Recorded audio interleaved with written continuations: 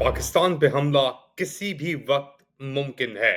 पहली खबर, ख्वाजा आसिफ का बड़ा इंकशाफ। दूसरी जानिब राहुल गांधी ने एक ऑल पार्टीज कॉन्फ्रेंस की डिमांड कर दी हुकूमत से। अमेरिका का $60 मिलियन का जहाज यमन ने कैसे गिराया, उस पर भी बात करेंगे। और कनाडा में इंतखाबात के अंदर लिबरल पार्टी ही लग रहा है इंतखाबात जीत चुकी है। लेट अली शो यू के इस एपिसोड में आप सबको खुशामदीद। Do like, subscribe and share this content. बात शुरू करते हैं जो पाकिस्तान और हिंदुस्तान के दरमियान मसले मसाइल चल रहे हैं उनके ऊपर। और इस सिलसिले के अंदर राहुल गांधी जो इंडियन ऑपोजिशन के लीडर हैं, उन्होंने अशद तौर के ऊपर एक कॉन्फ्रेंस बुला ली है। एक लेटर उन्होंने लिखा है प्राइम मिनिस्टर नरेंद्र मोदी को, requesting a special session of both houses of parliament to be convened at the earliest at this critical time. India must show that we always stand together against terrorism. Honorable Shri Narendra Modi, Prime Minister of India, the terrorist attack in Pahalgam has outraged every Indian.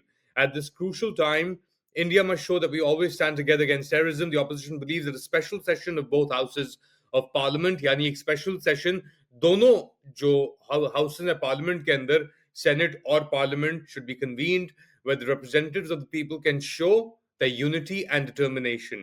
We request that such a special session be convened at the earliest. तो इन्होंने ये 28 अप्रैल 2025 को जो एक letter लिखा नरेंद्र मोदी साहब को, जो वजीर आजम है हिंदुस्तान के, और अभी ये होके आए हैं वहां से। और ये लेटर भी आप देख सकते हैं, कश्मीर से होके आए हैं ये राहुल गांधी साहब। और इन्होंने कहा कि नेशनल यूनिटी के लिए हमें ये सेशन करना बहुत जरूरी है। एक तरफ यह है, इसके कॉन्ट्रास्ट के अंदर पाकिस्तान के जो वजीरे दिफा हैं ख्वाजा आसिफ, उन्होंने कहा है कि किसी भी वक्त हिंदुस्तान अटैक कर सकता है। और यहाँ पे भी पाकिस्तान तहरीक इंसाफ जो अपोजिशन के अंदर है, उसने एक डिमांड किया है सेशन पार्लियामेंट के अंदर। हुकूमत से कहा है कि आप बुलाएं, सब ऑल पार्टीज कॉन्फ्रेंस करें, और उसके अंदर इमरान खान की भी शमूलियत होनी जरूरी है, उनकी पार्टिसिपेशन होनी जरूरी है। अभी इसके ऊपर गवर्नमेंट का कोई बज़ाहिर तौर के ऊपर तो कोई रिएक्शन नहीं आया है। Absolutely ready, at high alert. Uh, if there is a violation of our airspace or there is violation on the ground, if we are engaged in any way on the seas, we are prepared to respond, and inshallah we'll give a befitting response to India. Pressure build हो रहा है, बहुत ज्यादा build हो रहा है pressure, और back and fourth भी बहुत चल रही है। एक्सपेक्टेशन हिंदुस्तान के अंदर बहुत है कि हिंदुस्तान को नरेंद्र मोदी को अटैक करना चाहिए, और प्रेशर भी बढ़ आएगा कि आप अटैक क्यों नहीं कर रहे। दूसरी जानिब जो गुस्सा है हिंदुस्तानी हुकूमत का, वो कह रहे हैं कि जी हम ईंट से ईंट बजा देंगे।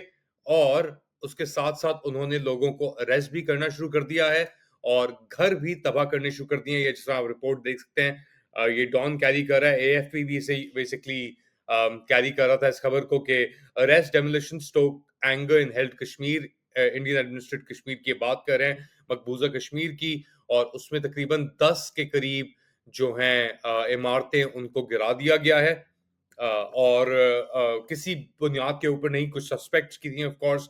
और ये नहीं पता लग रहा कि इंडिया क्या चाह रहा है, किसके ऊपर ब्लेम कर रहा है। क्या वो कह रहा है कि पाकिस्तान से ओरिजिनेट हुआ था?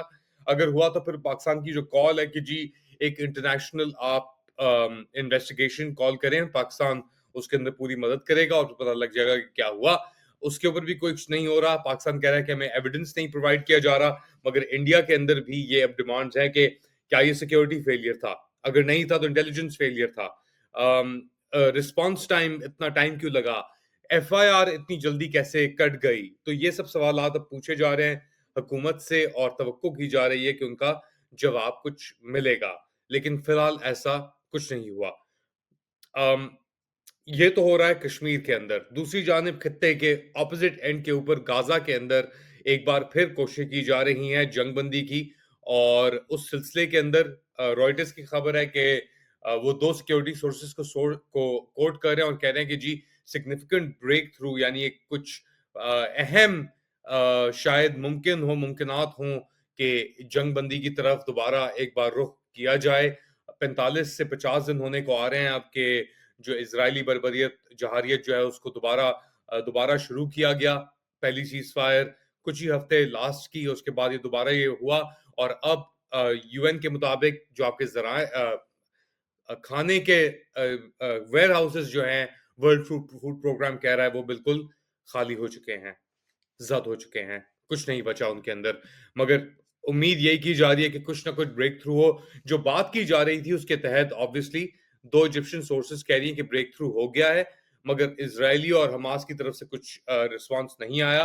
अक्सियोस के जो थे वो कह रहे थे कि बराक रावेद उनकी एक पोस्ट के अंदर है कि Israeli officials denied a reported breakthrough without giving further details. मगर दूसरी जानिब हमास की ये पेशकश है कि 5 साल की सीज फायर के लिए हम सब हॉस्टेजेस रिलीज कर देंगे।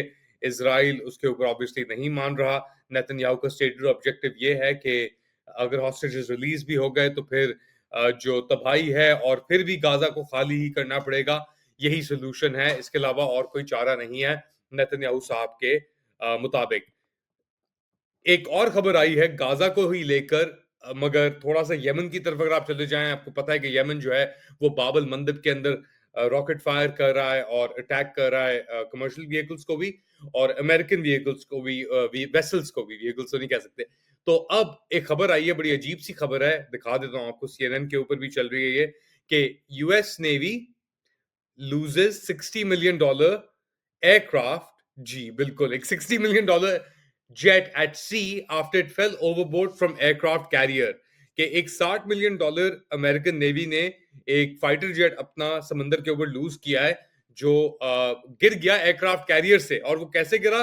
तो बेसिकली एक F-18 सुपर हॉर्नेट था और USS Harry S Truman aircraft carrier के ऊपर था और जब यमन से एक रॉकेट फायर आया, अपेरेंटली हूती फायर, उसको इवेट करने के चक्रों के ऊपर ये जो एयरक्राफ्ट कैरियर ने बहुत तेजी से टर्न मारा और उस टर्न के अंदर ये एक सुपर हॉर्नेट गिरा और उसके साथ साथ एक टो का जो एक व्हीकल होती है, टोइंग व्हीकल जो लेके आती है एयरक्राफ्ट को लाइन के ऊपर चलाने के लिए, बड़े कॉम्प्लिकेटेड सिस्टम्स हैं। याद रखें अमेरिका के पास 10 एयरक्राफ्ट कैरियर्स हैं सर्विस के अंदर, पैसिफिक कोस्ट के अंदर भी, मगर उनके 3 या 4 इधर भी, इंडियन ओशन और यहाँ पे, और एक उन्होंने मूव किया हुआ है इस नैरो स्ट्रेट के ऊपर बाबल मंदब, और फिर वो जो सुएज कैनाल की तरफ और एशकेलॉन की तरफ जो रास्ता जाता है इसराइल के अंदर रेड सी से, उसके ऊपर तैनाती की हुई है और वो रिस्पॉन्स कर रहे हैं, सिक्योरिटी प्रोवाइड कर रहे हैं जो वेसल्स हैं जो सुएज कैनाल की तरफ जाती हैं उनको, जिनके ऊपर हमला किया हुआ था हूतीज ने इसराइल की बर्बरियत, गाजा और जहारियत उसके ऊपर रखने के लिए। तो ये है ट्रूमन कैरियर स्ट्राइक ग्रुप का जो हिस्सा जो डिप्लॉयड है, और हैरी एस ट्रूमन जो एयरक्राफ्ट कैरियर, उसके बाद ऑब्वियसली फ्रिगेट्स भी होती हैं, पूरा एक कॉम्प्लेक्स चलता है ना, एक सिर्फ एयरक्राफ्ट कैरियर और उसके ऊपर जहाज तो नहीं जा रहे, एक पूरा फॉरवर्डिंग, एक फ्रिगेट्स होंगी, टग बोट्स होंगी और बहुत सारी चीजें होंगी। तो पूरा स्ट्राइक ग्रुप जो है ये मिडिल ईस्ट में डिप्लॉयड है और रेड सी में डिप्लॉयड है ये, और अभी भी वो कह रहे हैं कि जी हम फुली मिशन केपेबल है। हाँ, हमारा ये $60 मिलियन का F-18 जरूर गिर गया रेड सी के अंदर, मगर हम तैयार हैं किसी भी इशू को डील करने के लिए। याद रखें कि यूएसएस हैरी ट्रूमन के ऊपर हूतीज ने अटैक करते रहे हैं। वो फरवरी के अंदर एक मर्चेंट शिप के साथ भी एक कोलिजन हुई थी, कोई इंजरीज नहीं हुई थी, और एक और F-18 Harry S Truman aircraft carrier के ऊपर ही, उसके ऊपर गलती से फायर कर दी थी यूएसएस गेटिसबर्ग ने, एक और किश्ती अमेरिका की रेड सी के अंदर दिसंबर के अंदर, और पायलट जो थे वो इजेक्ट हो गए थे क्योंकि 2 सीट एयरक्राफ्ट है, ये जेट होता है F-18 उससे। क्या-क्या कहानियां हैं, इट्स अनबिलीवेबल राइट, कि कौन किसके लिए किधर लड़ रहा है और ईरान के साथ जंग हो रही है नहीं हो रही। एक और इंटरेस्टिंग बड़ी डेवलपमेंट हुई है, ईरानियन जो लीडर हैं डॉक्टर पेस्केशियान, वो पहुंचे हुए थे बाकू और वहां पे उनकी मुलाकात हुई अजरबैजान के सदर अलीयव के साथ, इल्हम अलीयव के साथ, और बड़ा फैन फेयर के साथ वो आए। बड़ा इंटरेस्टिंग एक मौका है क्योंकि जैसे मैंने जिक्र किया गाजा शायद सीज फायर का भी प्रोस्पेक्ट हो, नेतन्याहू के पास जो विंडो है ईरान को अटैक करने के लिए वो भी क्लोज हो रही है। अजरबैजान इजराइल का एनर्जी गारंटर है और उसके अपने इश्यूज चलते रहते हैं। ईरान और आर्मीनिया, ईरान और रशिया एक नेक्सस के अंदर आते थे। अज़रबैजान जानता है कि ईरान ने आर्मीनिया को सप्लाईज़ भी और एक्सेस भी प्रोवाइड की हुई थी, मगर फिर भी ये नेबर्स भी हैं। नॉर्दर्न ईरान के अंदर बहुत ज़्यादा, तकरीबन आधी जो पॉपुलेशन है नॉर्दर्न ईरान के अंदर, वो अज़ेरी ओरिजिन की है। खुमैनी जो थे, पहले वाले खुमैनी, खमैनी नहीं, वो खुद ही अज़ेरी थे, अज़ेरी ईरानियन थे, वो फ़ारसी नहीं थे। तो ये फ़ॉल्ट लाइन्स एग्ज़िस्ट करती हैं, मगर इस वक़्त पेज़ेश्कियान का बाकू पहुँचना और इल्हाम अलियव के साथ मुलाकात करना एक इंटरेस्टिंग डेवलपमेंट है नॉनदलेस। आप लोग क्या समझते हैं? बताएँ मुझे कमेंट सेक्शन के अंदर। Do like, subscribe and share this content. अपना ख्याल रखिएगा और do press the bell icon. Support independent journalism. अल्लाह हाफ़िज़।